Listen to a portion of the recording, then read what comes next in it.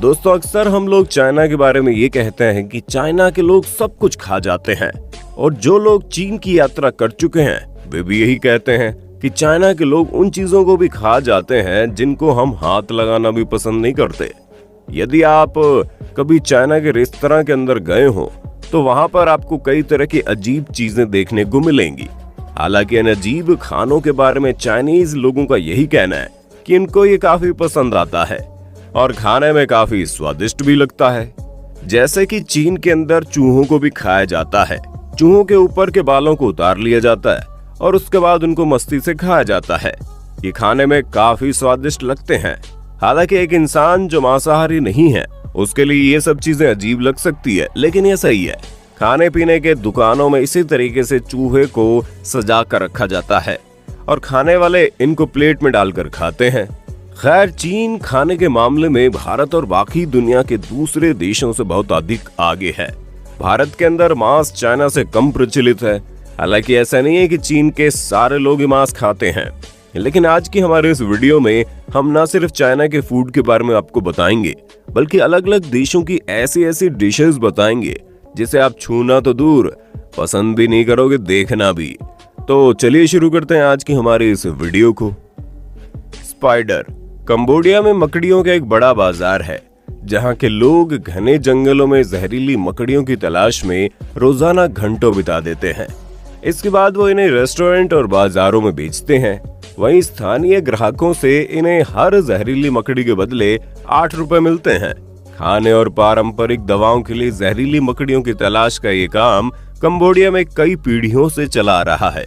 यहाँ मकड़ी खाने की शुरुआत मजबूरी में हुई थी, लेकिन अब ये पसंदीदा डिशेज में से एक है। हालांकि यह मकड़ी खाने की शुरुआत 1970 के दशक में हुई, जब खमेर रुज शासन में हुए नरसंहार के चलते भुखमरी के हालात बन गए थे और इंसान के पास जीने के लिए इसके अलावा ज्यादा कोई विकल्प मौजूद नहीं थे। बजाय जरूरत से ज्यादा काम और भुखमरी ने 1975 से 1979 के दौरान 20 लाख से ज्यादा लोगों की जान ले ली थी। इस भयानक इतिहास के बावजूद लोग मकड़ी को लजीज पकवान मानते हैं। कंबोडिया के किसी भी मार्केट और रेस्टोरेंट में आसानी से मिल जाएगा। थाईलैंड, पापुआ न्यू गिनी समेत भारत और वेनेजुएला के कुछ हिस्सों में मकड़ी खाई जाती है, लेकिन कंबोडिया में इसकी लोकप्रियता बहुत ज्यादा है। इसमें अच्छी मात्रा में प्रोटीन, फोलिक एसिड और जिंक मौजूद होता है, इसीलिए इसे औषधीय गुणों वाला माना जाता है। ग्रास हुपर्स। वहीं संयुक्त राष्ट्र के खाद्य और कृषि संगठन के विशेषज्ञ वैज्ञानिकों की राय से सहमत थे कि लोगों को मांस के बजाय कीड़े खाने के लिए राजी किया जाना चाहिए। सबसे पहले, विकेटों और टिड्डों में उतना ही प्रोटीन होता है जितना कि स्टेक के लिए मांस के टुकड़े में। दूसरे, उनकी खेती बहुत सस्ती है और कम जगह की आवश्यकता होती है। विशेषज्ञ ध्यान देते हैं कि कीटों की लगभग 1400 प्रजातियां मनुष्यों के लिए खाद्य है। वे 36 अफ्रीकी, 29 एशियाई और उत्तरी व दक्षिणी अमेरिका के 23 देशों में खाए जाते हैं। इसके अलावा कुछ राज्यों में कीटों को एक नाजुकता माना जाता है। दूसरों में कीड़े दैनिक का आहार का हिस्सा हैं। शिरको। दोस्तों, अजीब से दिखने वाली इस डिश को सिरको के नाम से जाना जाता है, जिसे जापान के लोग बड़े शौक से खाते हैं।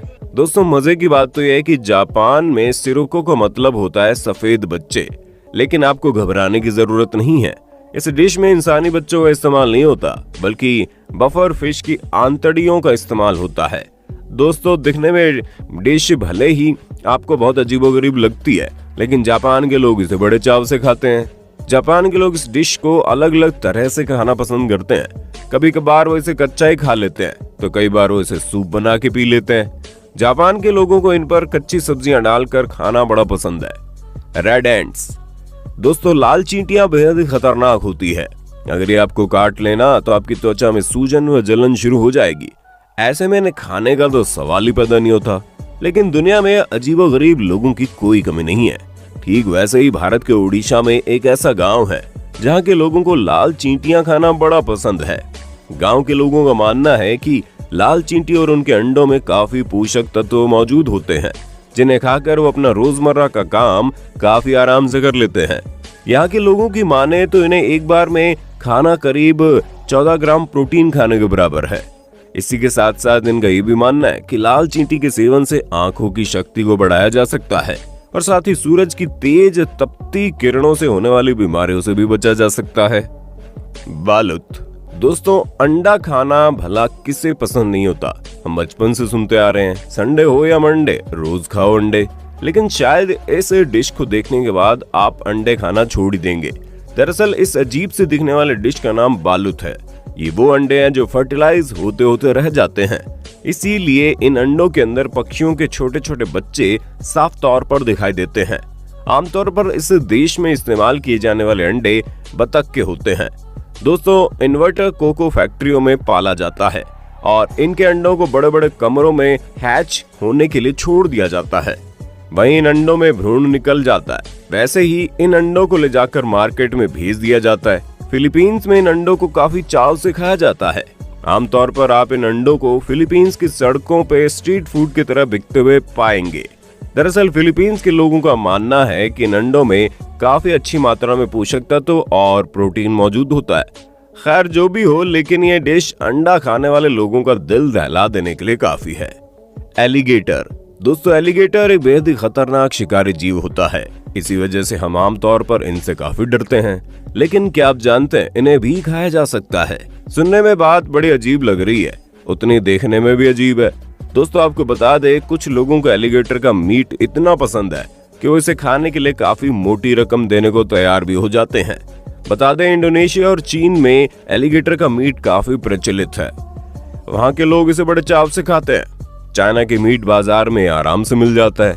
इसे खाने वाले लोगों का कहना है कि इसमें काफी हाई अमाउंट में प्रोटीन होता है, जो कि सेहत के लिए बड़ा अच्छा है। दोस्तों कहा जाता है इसका टेस्ट काफी मजेदार होता है।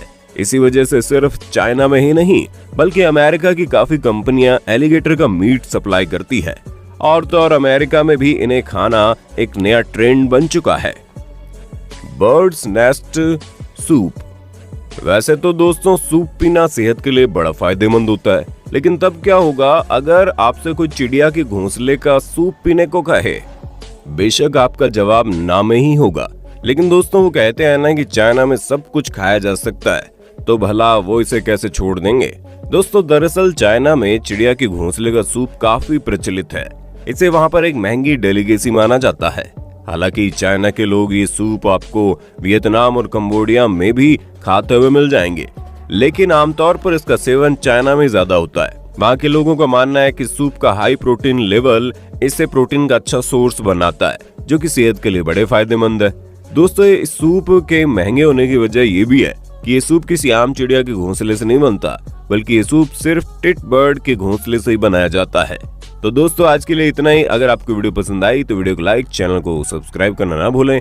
मिलते हैं अगले वीडियो में। अपना ध्यान रखिएगा।